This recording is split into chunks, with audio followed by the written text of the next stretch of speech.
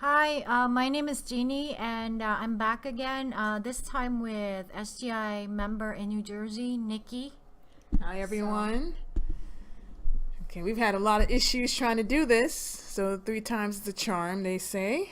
so introduce yourself, like a short introduction of, your life and how you got into chanting. Okay.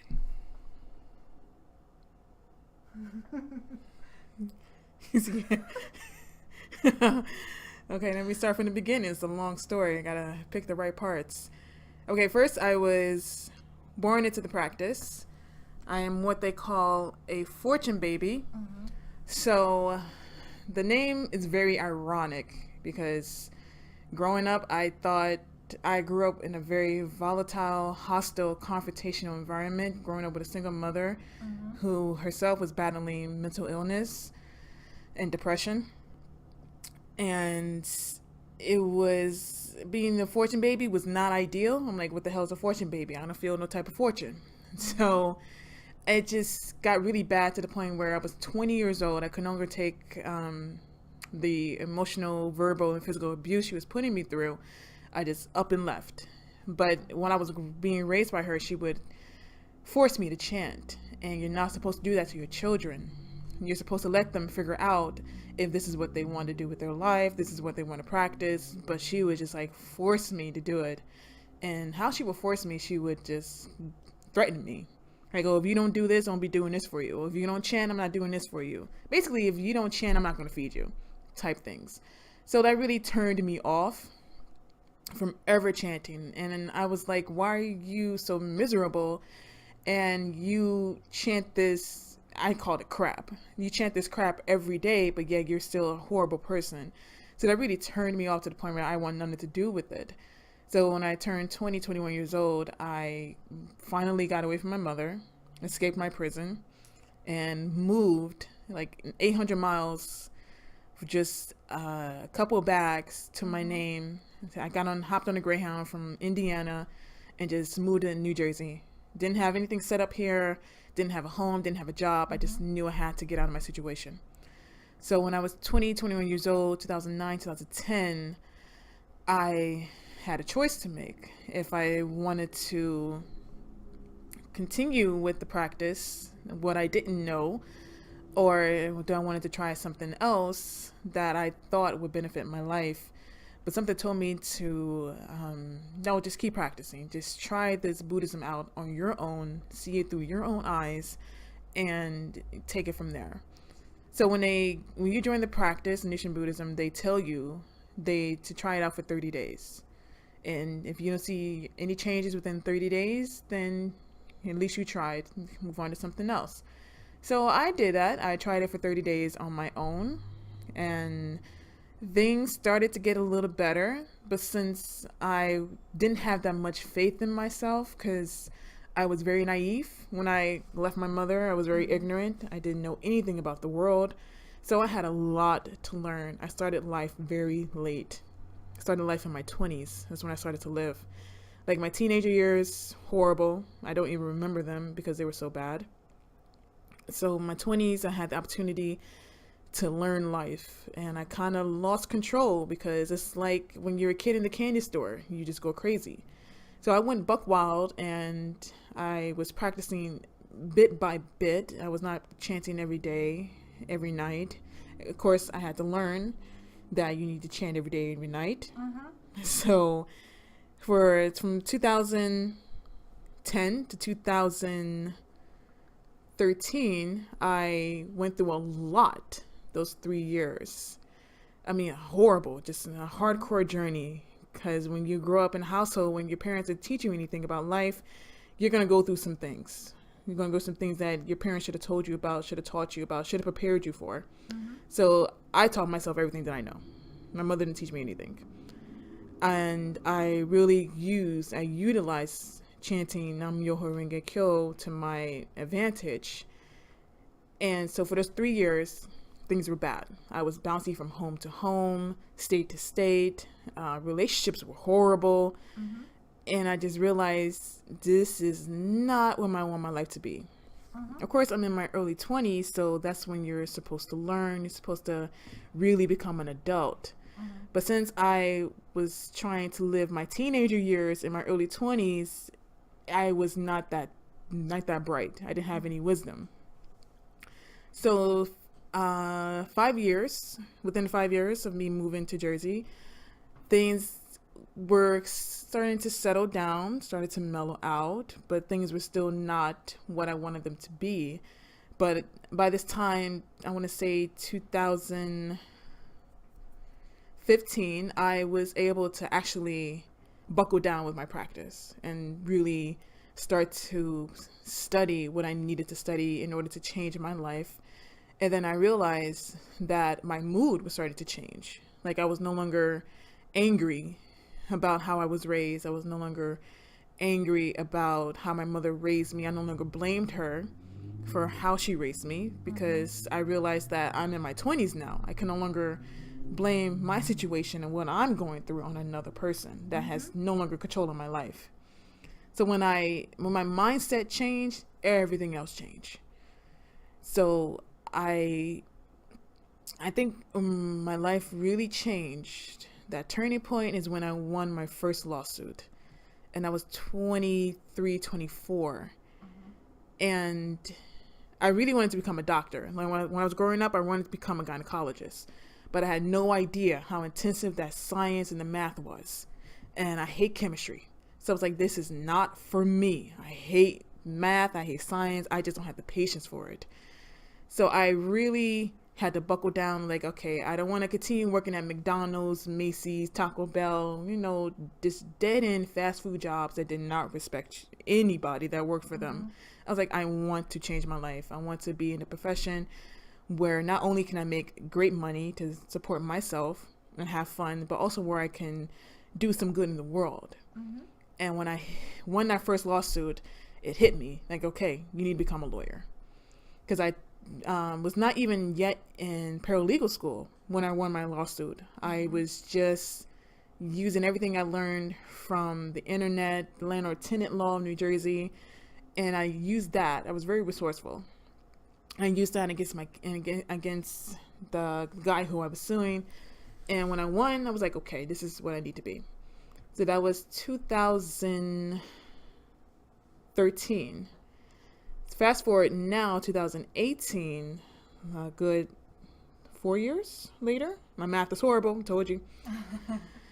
I want to say I'm now in pre-law school, and I really chanted to stay focused in pre-law, because even though it's not like becoming a doctor, it is still very intensive. And also, I did not want to have to end up in debt like my other classmates have done. So I really chanted to, I don't want to accrue any massive student debt. I don't want to graduate with my bachelor's with $100,000 in debt and never ever paying it off. So thankfully, I've made it this far with only accruing $10,000 in student debt. Wow. And just being very fortunate that I've gotten grants and everything else, scholarships to help me out, pay for school. Because even though I worked my ass off for them, but I also chanted my ass off for that. And my attitude about my past, now I'm 29 years old, it has really changed in the past 8 years. I have done a complete 360. And the only way I can have done this 360 is through the practice. Wow. Yeah.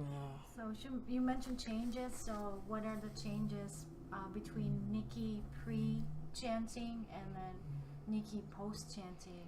So if you can point out, just point it out. Whew. Nikki before and after. Nikki before was a straight up bitch. She was angry. She never smiled.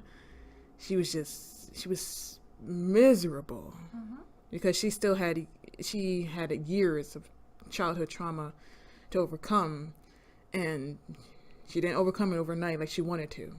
That's what she really wanted to happen. She really wanted to overcome that pain and that suffering that her mother put her through within overnight. But it really took me close to 7-8 years. Now, post Nikki, growing up, my attitude has changed. I realized that my mother, because my mother is a Buddhist, otherwise I would not be born a fortune baby. I realized that she has not been practicing correctly because her life is still the same as it was when I left in 2009. Nothing has changed with her. She's still in the same position, whereas I'm constantly growing every day, mentally, emotionally, physically, and spiritually. But I look at my mother and was like, so the entire time that you are forcing me to chant, you were not practicing correctly. No wonder why I didn't like it, because you weren't doing what you needed to do to actually teach me how to do this. So when I first got to New Jersey, I did not speak to my mother for a good 2-3 years. I did not speak to her, and I did not see her until last year. So I didn't go back home to Indiana for 7 years. That's how much time I needed to get my life together to deal with her. Because if I was not ready to see her, I would have exploded. Everything that she did to me would have came back in a heartbeat.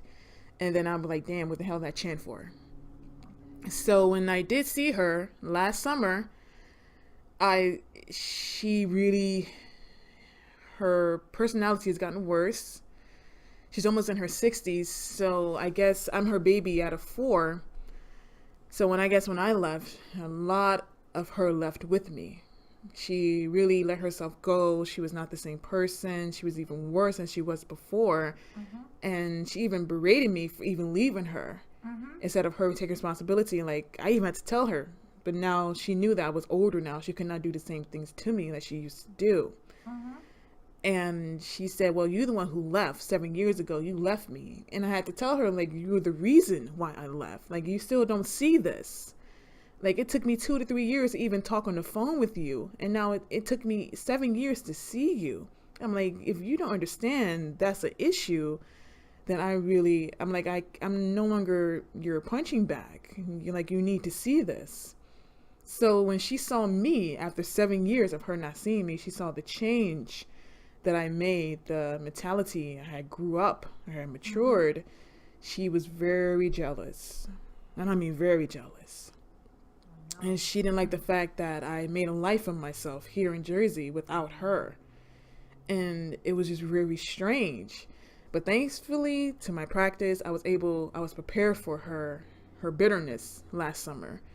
Even though we only lasted 5 hours together before I told her, like, listen, you got to go, because she was supposed to stay with me.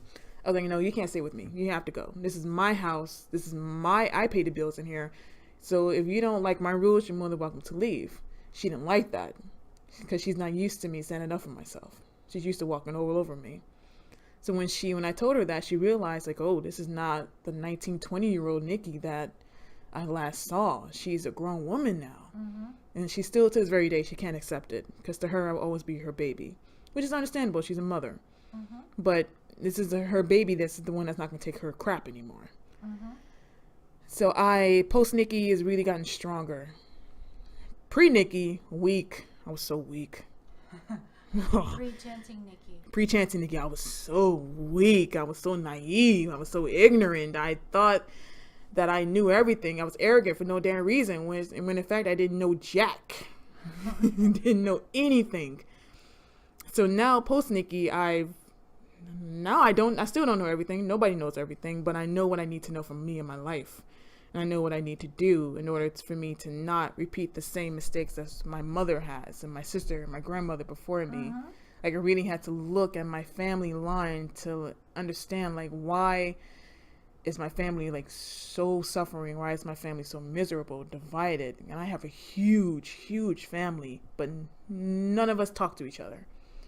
So I had to really think, like, do I want to follow in their footsteps, especially my mother's?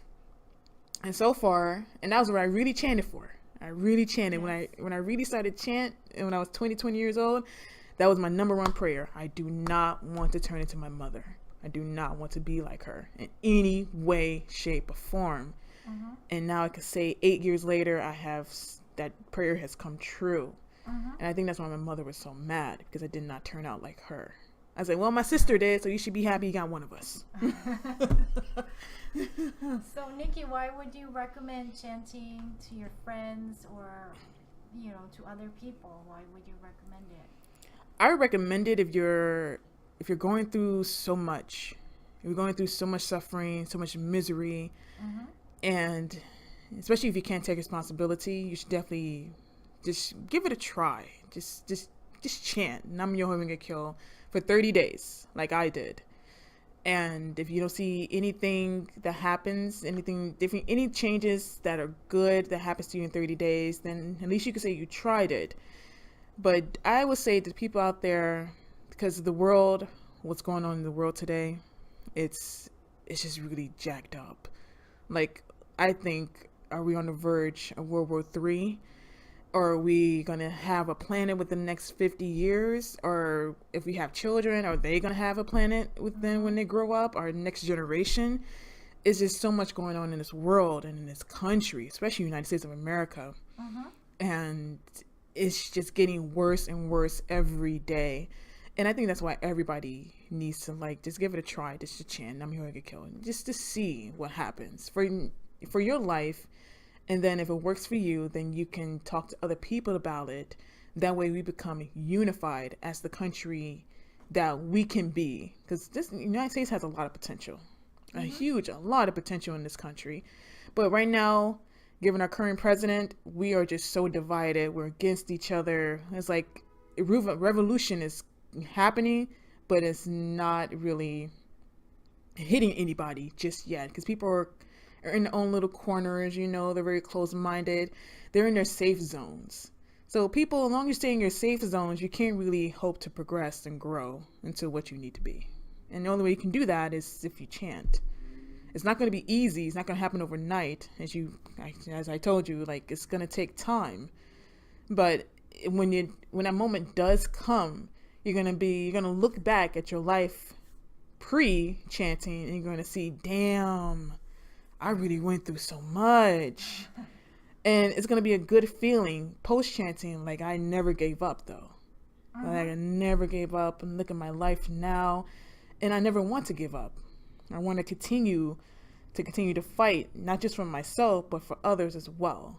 Because this chanting, this daimoku as we call it, is very powerful. And it's very strict as well.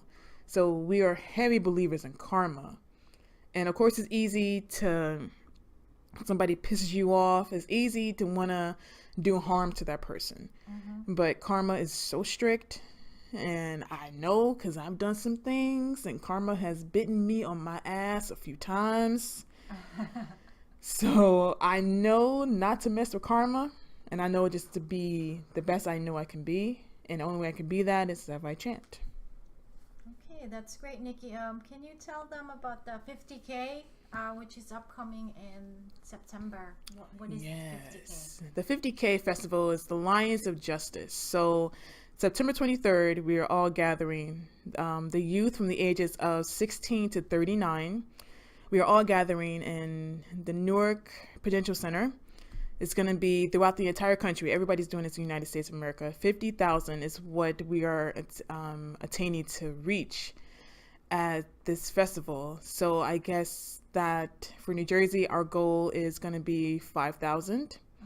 And for the rest of the country, they have their own set goals. But I know for New Jersey and New York, we're all on the same page. This 50,000 is really more of a campaign for the youth because, of course, we are the future. Because especially the millennials, we have what it takes to rule the world. But if we're just so closed-minded and jaded by social media technology, then we just won't get to that point.